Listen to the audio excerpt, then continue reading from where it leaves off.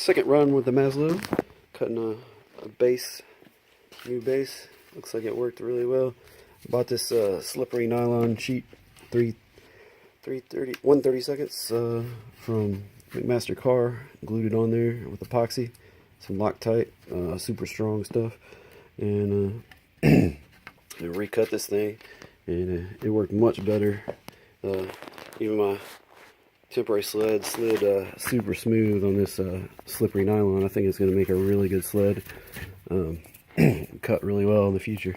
Alright, well, thanks for watching.